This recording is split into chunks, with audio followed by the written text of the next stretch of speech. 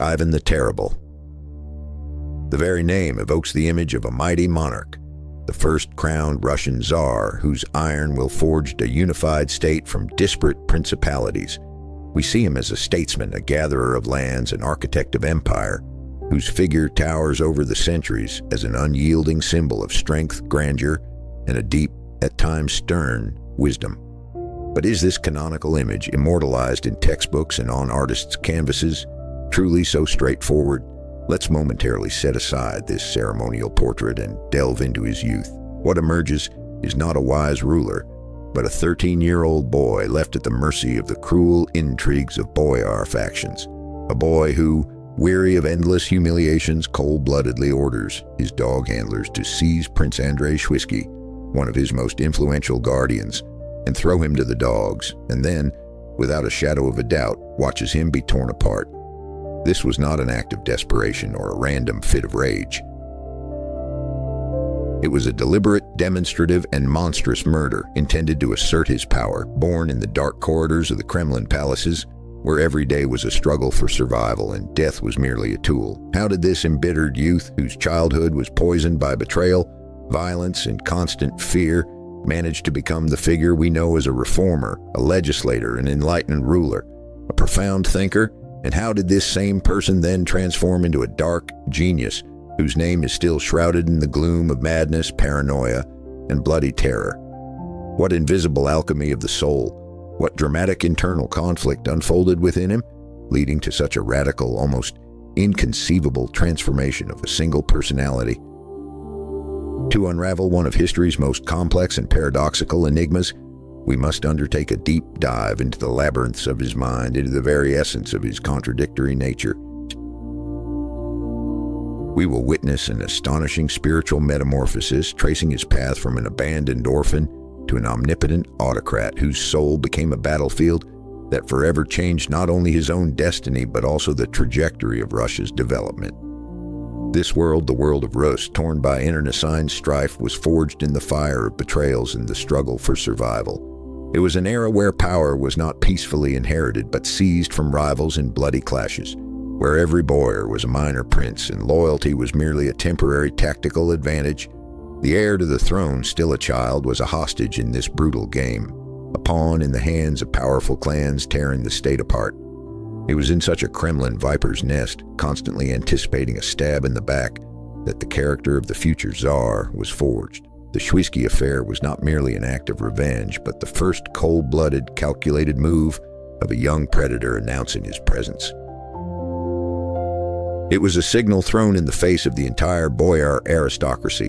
The rules of the game had changed. What for others would have been madness or childish cruelty became for Ivan a lesson in survival, learned in the very heart of darkness. He watched his mother, Elena Glinskaya, die suddenly, likely from poison. He saw powerful guardians, such as the Shuisky and Belsky princes, not only contesting power but also plundering the treasury, humiliating him and turning the royal court into a marketplace. In this world where honor was a burden and mercy a sign of weakness, only those willing to surpass their opponents in ruthlessness could survive. Ivan realized his own vulnerability, his abandonment, his traumatized childhood filled with humiliation and fear could become not a weakness, but his most potent weapon, his personal life, his emotional wounds, his forced solitude. All this formed the foundation for creating the image of a new ruler. He learned to trust no one, to see a hidden motive behind every word, a potential threat behind every gesture. This paranoia, born from genuine survival experience, became his primary tool of governance. He used it to keep everyone on edge, to stay one step ahead, to make even the most powerful tremble. Every manifestation of his will, even the most monstrous, was not an outburst of madness, but the result of a cold analysis of the situation and a drive for absolute control. He was the embodiment of his time, its mirror, its quintessence, pragmatic, ruthless, and supremely effective within the existing rules, and because no other rules simply existed. Thus, from a boy broken by betrayal, a monarch grew whose power was based on fear. But it was precisely this fear that allowed him to unify disparate lands, initiating the grandiose construction of an empire. However, even the strongest empire built on a foundation of fear will sooner or later confront the limits of its power. Ivan, whose youth was filled with a struggle for survival, perfectly understood that the state he had assembled was like a patchwork quilt, loosely stitched together. Disparate principalities, accustomed to their autonomy, could at any moment tear this unity apart again. He needed not just a whip, but a kind of invisible cement capable of binding these lands, giving them a common idea, a common destiny. A crisis of legitimacy was brewing. The old methods of feudal fragmentation based on personal oaths and momentary gain no longer worked for a young, ambitious power striving for greatness. It was then, probably, that the idea of seeking a new, comprehensive spiritual foundation arose in Ivan's mind. This was not merely a political calculation, but also a deep internal search, a striving for a higher meaning that could elevate his power above earthly cruelty. He, a man whose childhood was devoid of light, now having become an autocrat, intuitively felt a need for a different kind of light, a divine one. Before him, as before Prince Vladimir centuries earlier, stood a dramatic choice: which faith would become the spiritual anchor for his people. History states that envoys sent in search of the true faith visited many lands. They witnessed the strict rites of Islam, but likely its rigid rules and alien mentality did not resonate with a soul accustomed to other traditions. They conversed with Catholics, but the idea of the Pope's supremacy over secular power possibly contradicted his aspiration for absolute autocracy. And then, according to legend, they arrived in Constantinople. What they saw there deeply struck them: the majestic Hagia Sophia, the radiance of gold and mosaics, singing that seemed to ascend directly to the heavens, and priests who appeared like angels. "We knew not whether we were in heaven or on earth," they reportedly said upon their return. This legend, passed down from generation to generation, symbolically reflects that moment of epiphany when the choice was made. For Ivan, this was more than just the choice of a state religion.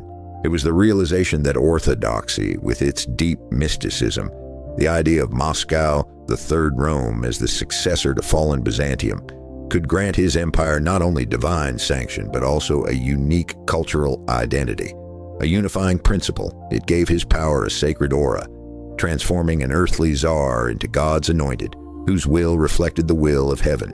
This was a path from power based on fear to power rooted in faith, a path from a ruler surviving in a viper's nest to a czar called to build a heavenly kingdom on earth. It was this choice, this transformation of the power paradigm, that laid the foundation for grandiose reforms and changed not only his personal destiny, but also the entire course of Russian history, determining its spiritual and political vector for centuries to come. And so the choice was made. In 1547, the 16-year-old Ivan took a step that forever changed not only his own destiny, but the very paradigm of Russian statehood. He was crowned as Tsar. This was not merely the adoption of a new title, it was a deeply symbolic, almost mystical act, a break with the entire past. Before him, Russian rulers were called grand princes, and their status did not exceed that of other European monarchs. But the title Tsar, derived from Caesar, elevated him to the rank of a direct heir to Roman and Byzantine emperors, granting him divine sanction, power unquestionable by any earthly ruler. This was not an act of conquest, but an act of consecration, an assumption of immense spiritual responsibility. For young Ivan, whose childhood was poisoned by humiliations and betrayal, this was a kind of sacrifice. He voluntarily took upon himself the burden of divine election, renouncing any compromises with secular power. He was no longer a hostage to boyar intrigues. Now he stood above them, God's anointed, whose will reflected the will of heaven. This was an unthinkable step for a ruler of that era, requiring not only unprecedented audacity, but also the deepest conviction in his historical mission.